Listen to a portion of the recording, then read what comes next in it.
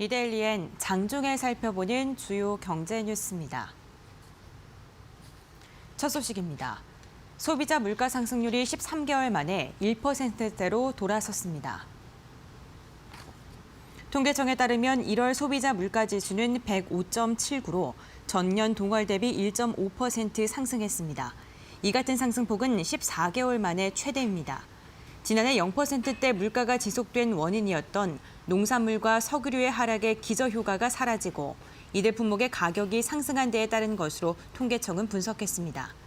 통계청은 올해 물가 상승률이 1%대 수준을 유지할 것으로 예상하고 있습니다. 다만 교육과 보건 정책이 유지돼서 물가가 크게 오르기보다는 1%대 초반 정도가 유효할 것이라고 분석했습니다. 신종 코로나 바이러스 감염증 영향은 지난달 20일 이후부터 본격화된 만큼 다음 달 지표에 본격적으로 반영될 것으로 보입니다. 삼성전자가 세계 최초로 차세대 슈퍼컴퓨터용 초고속 D램을 출시했습니다. 삼성전자는 차세대 슈퍼컴퓨터와 인공지능 기반 초고속 데이터 분석에 활용할 수 있는 초고속 D램인 플래시볼트를 출시했다고 밝혔습니다. 플래시볼트는 16GB 용량의 3세대 고대역폭 메모리 D램으로 기존 2세대보다 속도는 1.3배, 용량은 2배 향상됐습니다. 제품은 풀 HD 영화 82편을 1초에 전달할 수 있는 데이터 처리 능력을 갖췄습니다. 차세대 고객 시스템에서 최고 용량, 최고 속도, 초절전 등 최적의 솔루션을 제공한다고 삼성전자는 강조했습니다. 회사는 올해 이 제품을 양산해 기존 AI 기반 초고속 데이터 분석과 고성능 그래픽 시스템을 개선할 방침입니다. 현대차와 기아차, 제네시스가 미국에서 굿 디자인상을 받았습니다. 이들은 자사의 7개 차종이 미국의 2019 굿 디자인 어워드에서 운송 디자인 부분 수상작으로 선정됐다고 밝혔습니다.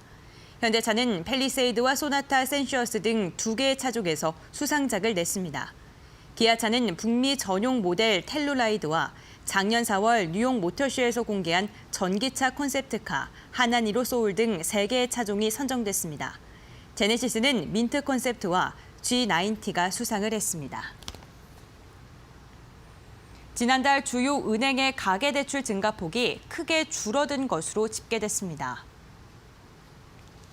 신한, KB국민, 우리하나, NH농협은행 등 5대 은행에 따르면 이들 은행의 가계대출 잔액은 지난달 총 611조 3,950억 원으로 전월보다 6,388억 원 늘어났습니다. 2017년 3월 이후 34개월 만에 가장 작은 증가폭으로 한 달 만에 30% 수준으로 줄어든 것입니다. 주택담보대출 증가세가 2개월 연속 크게 둔화했고 개인 신용대출 잔액도 전달보다 줄어들었습니다. 업계에서는 연초 상여금 등 계절적인 요인과 함께 12.16 대책 등 강력한 부동산 규제의 영향으로 해석하고 있습니다. 개인 신용대출 잔액은 전달보다 2,247억 원 감소했습니다. LG전자가 북미 최대 공조 전시회에 참가해 전략 제품을 선보입니다.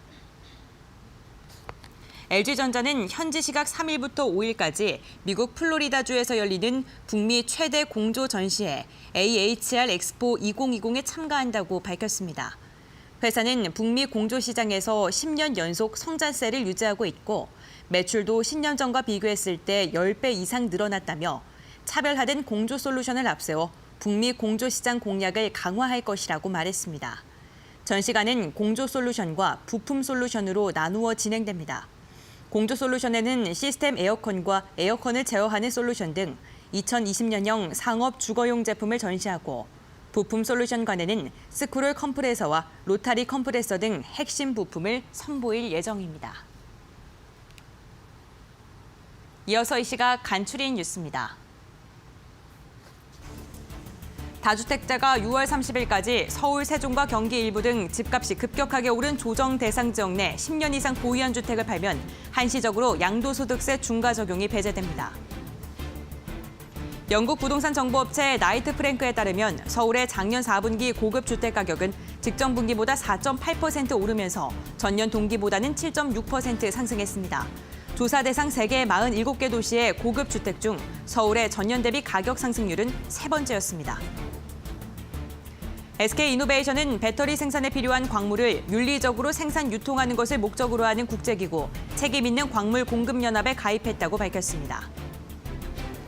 대한항공이 헝가리 부다페스트의 여객 화물 노선을 잇따라 신규 개설하고 동유럽 신시장 개척에 나섰습니다.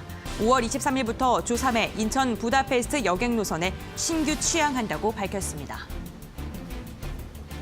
이데일리엔 장중에 살펴보는 주요 경제 뉴스 함께 확인해봤습니다.